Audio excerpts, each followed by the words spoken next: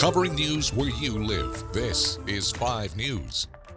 Thanks for joining us for the latest news and weather where you live. I'm Tiffany Lee. And I'm Joe Ellison. Stacey Lee Drake has new charges to answer for. He's a suspect accused of killing several people in Oklahoma and Alabama. The Sequoyah County prosecutor says that Drake has been formally charged with a third murder. He's accused of killing Philip Emerson back on June 14th in El Reno, Oklahoma.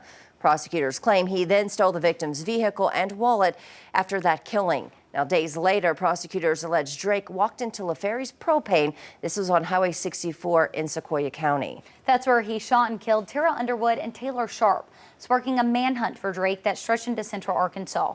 He was eventually found near Morrilton, Arkansas. Drake is also suspected for a murder out of Tuscaloosa, Alabama, that happened before the crime spree in Oklahoma. Well, the city of Fayetteville is asking some residential and commercial customers to conserve water along Highway 45 East Corridor to Goshen and Highway 16 East Corridor between Fayetteville and Elkins. If you have even-numbered address, you can irrigate Monday, Wednesday, Friday, and Sunday. Odd numbers have Tuesday, Thursday, Saturday, and Sunday. All irrigation must be done between the hours of 11 p.m. and 3 a.m. The City Council passed an ordinance allowing the city to shut off your water for non-compliance. A heads up for drivers in Fayetteville. Students start moving into their dorms at the U of A. That's today, so expect some traffic in the area. Early move-in was yesterday. Now the general move-in, though, will run today through next Friday. Classes begin on the 19th. We're going to have more news for you in just a minute. But first, let's send it over to Zach for a check of the forecast. Hey, thanks, ladies. We got a chance of a spotty shower here as we get into our Thursday morning. We're on the southern edge of a cluster of showers and storms been going all night long into your Thursday morning, moving into western and southwestern Missouri. Southern end of that could clip parts of northwest Arkansas, a brief shower during the morning hours. Outside of that afternoon, we'll see a mix of sun and clouds. Back-to-back afternoons, low to mid-90s across the area. Still not too bad. Again, Tuesday was the hottest day of the week. It's only getting better from there. We'll see our next big dip in temperatures coming in Friday, thanks to a cold front, and then into the weekend. Northerly flow is going to bring some cooler air, lower humidity. Also, that pattern is going to be a little bit more active with some clouds and rain chances mixing in, all coming together, lower those temperatures for us. But again, today, still warm, still steamy, upper 90s up to 99 degrees in the River Valley. It feels like temperatures, heat index values, they're below 100 for northwest Arkansas again today, and back-to-back days where it feels like temperatures, ladies, should stay below 105. A good deal. All right. Thank you for that, Zach. Well, a 12-year-old boy walked miles down the interstate to get his stepdad help after they crashed while on a road trip. The family says the Oklahoma man fell asleep behind the wheel while driving through Franklin County. 5 News reporter Lauren Spencer shares footage from the scene as the family went through all of this. It was a miracle. That boy saved his daddy's life.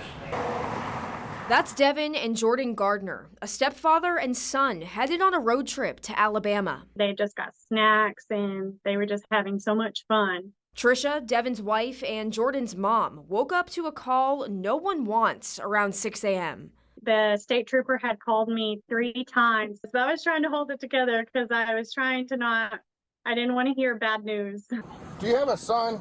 Yes. Okay, how old is he? 12. Deputy James Graves for the Johnson County Sheriff's Office responded to a call of a boy walking on the interstate near the Altus exit on I-40. That's where he found Jordan, who has autism and speech aphasia, desperate for help. He was frantic, to say the least. He had some communication issues, and it took us a minute to get out of him. What's wrong? My dad stayed at the house. He's what? My dad stayed at the house. Had crash? Yes, all day. And Jordan feared the worst for his dad. Was your dad awake when you left? No, all day. He's dead? Yes.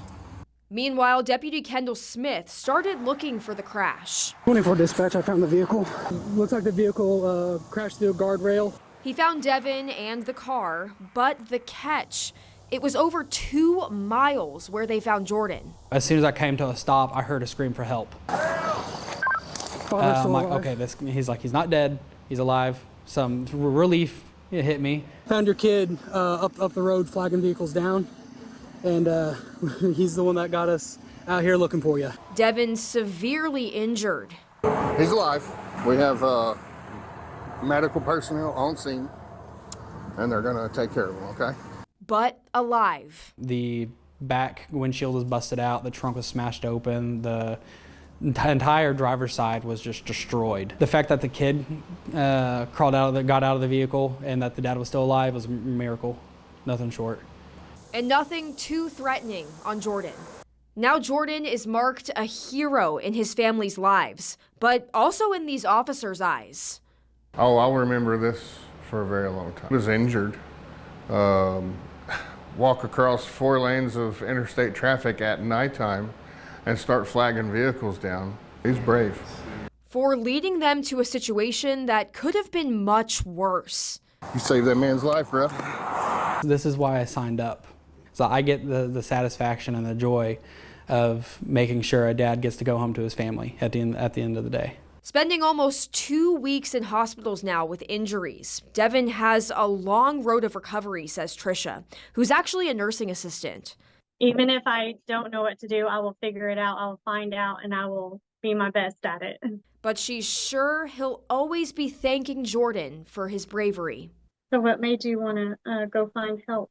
That's it, Devin. You wanted to save Devin? Yes. In Franklin County, covering news where you live, Lauren Spencer, 5 News. Well, Trisha says that Devin is getting ready to leave the hospital and go to a rehab facility, probably this week or next. Yeah, such an amazing story. It is. Well, thank you so much for joining us for the latest news and weather where you live on this Thursday. Yeah, catch up with us again right here tomorrow for more. Have a great day.